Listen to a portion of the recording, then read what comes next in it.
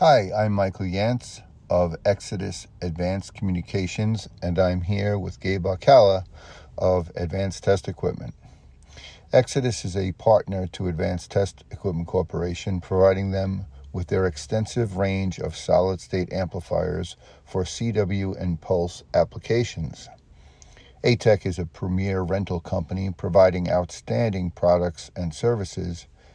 As their partner, we have a support team to assist them when required. In today's presentation, we are introducing CW and pulse amplifiers with respect to common operation. After the presentation, will be available for Q&A.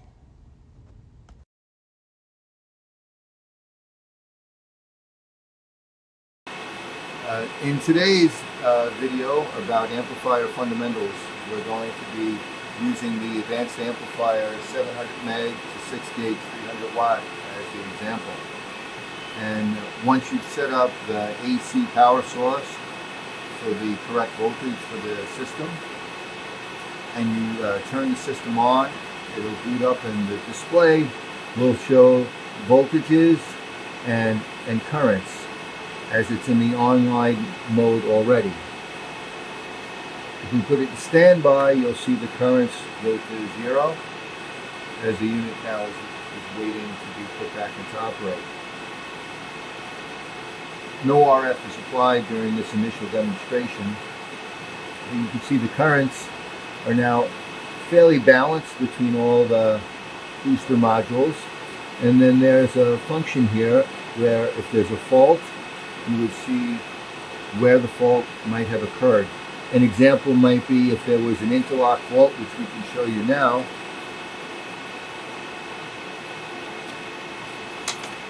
The unit will indicate that there's been a fault. Somebody opened the chamber door so they didn't get radiated.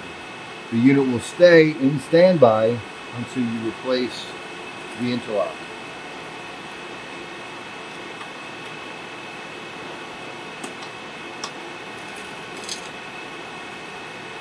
Now you can go back to online and the fault will clear.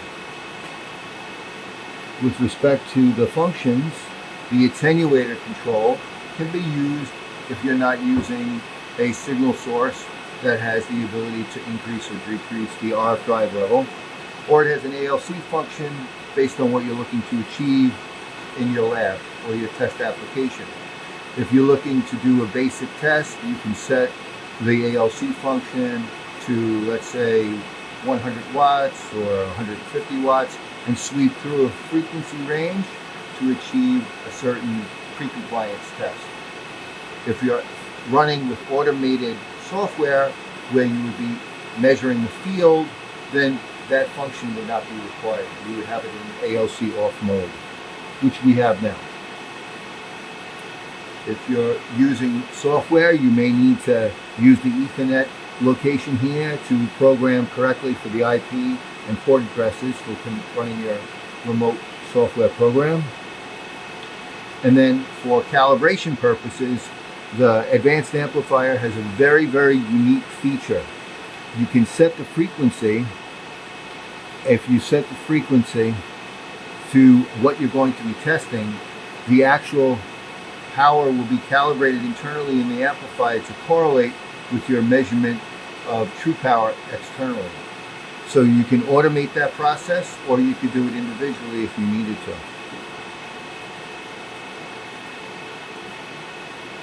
So now what we can do is we can turn the amplifier RF on, and you'll see when you turn the drive level on, you start to bring it up, you'll see some forward power and reflected power.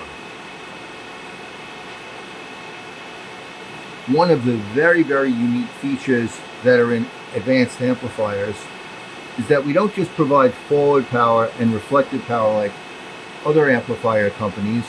We also include an actual real-time VSWR, which gives you a good indication if you have a bad cable, a bad connector, a bad antenna, a bad termination, whatever it is in your application, the VSWR will show if there's a problem within your test setup, whether it's in the chamber or if you're testing on a bench.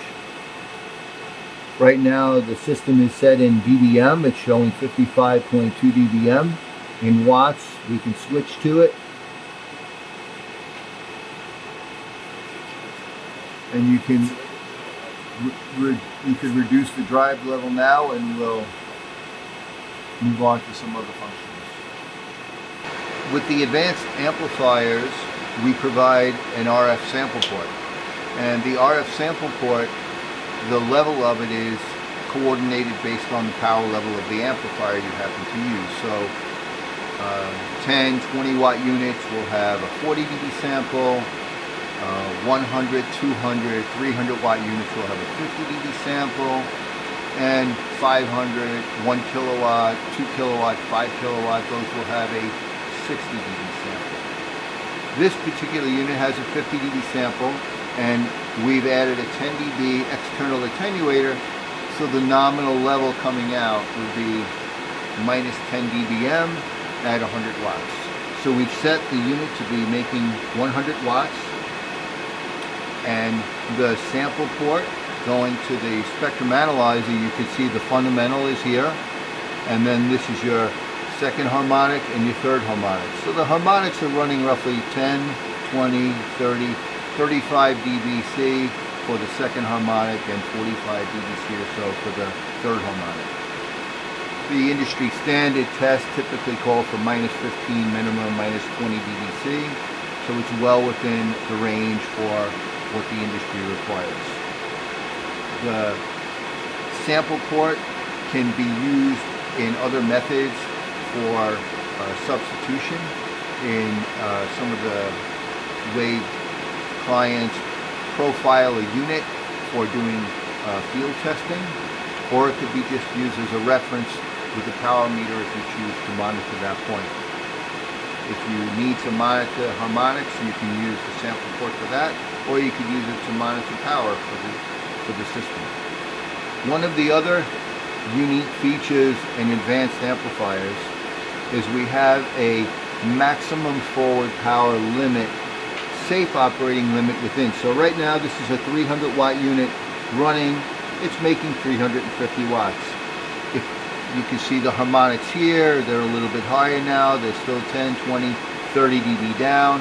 If a customer inadvertently, by accident, overdrives the system and pushes it too far beyond a maximum safe power, the unit has a forward power protection roughly of 400 watts. Boom, you get a forward power fault where it will turn the system off if you push it too far. This ensures long-term reliability of the system for a customer in the event of accidental test setup errors. You can clear the fault just by pressing online and everything will resume.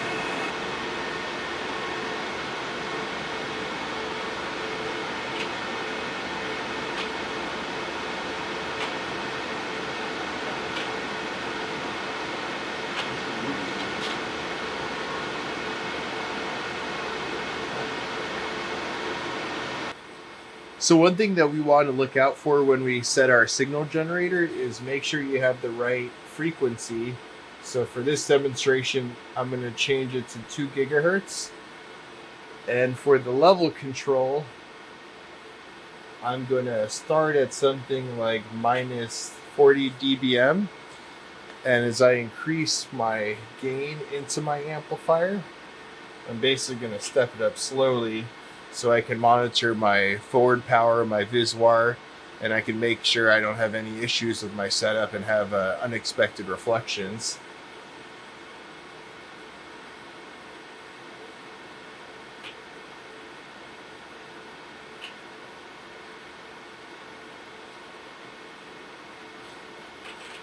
So as I turn on my signal generator and increase the output level, the power meter will start to show more power. So we're about 1 watt.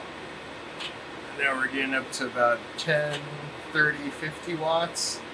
And as I get to about minus 10 dBm level going into the amplifier, we get about 300 watts. So the power meter is very helpful to monitor your output power, and if you run into any issues, you can see it pretty easily on the power meter. So now the next part of this demonstration, we're going to look at the output connections. As you can see here, we have a 7/16 DIN female connector, which we have configured with a dual directional coupler. This particular model is rated for 2000 watts CW going through the main power input and output. And on the forward sample port, we're going to have a 50 dB coupling factor, which I have this Keysight Agilent power sensor connected to a precision power meter. And this port is going to have the reflection coming off your load. For an antenna, you're going to have more VSWR, but with this very low VSWR dummy load, we're going to have essentially nothing here for the reflection because it's a nice load. But yeah, you definitely want to make sure that your coupler is rated to minimum the maximum output of your amplifier, and that you have enough protection from your coupling value on your very sensitive power measuring devices. So big features on the rear of the amplifier is we're going to have the communication ports. So we're going to have IEEE GPIB here. You're going to have a RS422 connection, a USB connection, the Ethernet connection, which is probably the most common. You're going to have the 220 volt input to power on the amplifier, the safety interlock connector where you could wire your own interlock if you'd like, and your main RF output.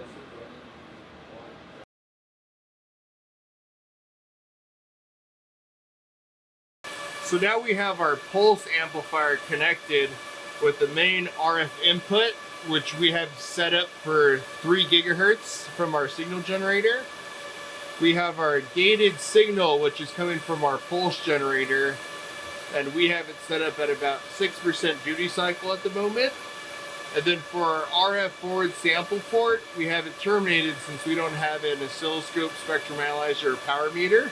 So we'll just keep a term on there, which is best practices. So when I'm in the front panel of the amplifier, as you can see here, you'll have the voltages from the power supply, the fan, internal temperatures that the amplifier is monitoring its systems. I could click on this status button, and if there's any faults, the amplifier will say faults for VSWR, over input, voltage alarm, interlock, etc. Here is the automatic level control, which right now I'm not going to set. And if I go into the extra menus, I can see certain things like how many hours my amplifier has been on, how many hours has been radiated, the IP address. I can even set the frequency, since this amplifier will have calibrated directional couplers for the sample port and the forward meter, so you can actually have it characterized on the frequency you're testing at. And so for example, today I have it set at 3 gigahertz because that's what's going to be coming out of our signal generator. So when I'm ready to turn on the amplifier and have everything properly connected, I'm going to hit this online button. And with a very low input at about minus 32 dBm, I'm only having a couple hundred watts pulse. But as I increase the power, you'll start seeing the forward power start to creep up. Now keep in mind, most front panels on commercial amplifiers, they're getting more accurate, but we highly recommend, doesn't matter which maker model, to use external forward and reflective power measurement, since those are typically much more accurate than what's on most commercial amplifiers. So as I'm increasing power, I'm showing about 2,500 watts.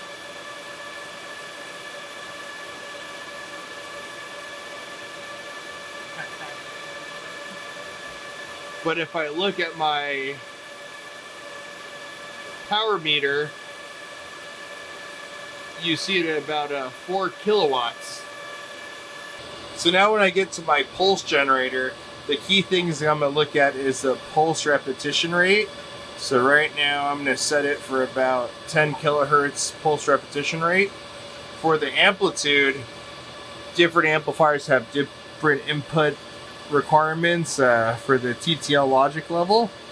My particular amp, I'm going to drive it at about 10 or 5 volts, I should say. And for the duty cycle, like I said, every amp is a little different. For my application today, I'm going to set it at 6% duty cycle. And now I want to make sure that I have my pulse output going to both my signal generator and the amplifier gating signal input. And that concludes our presentation for today. If you need to get a hold of Mike or myself, here is our contact information below. Both of our companies, we help out with rentals, sales, and also service of power amplifiers. And look forward to the next presentation. Let us know if you have any questions.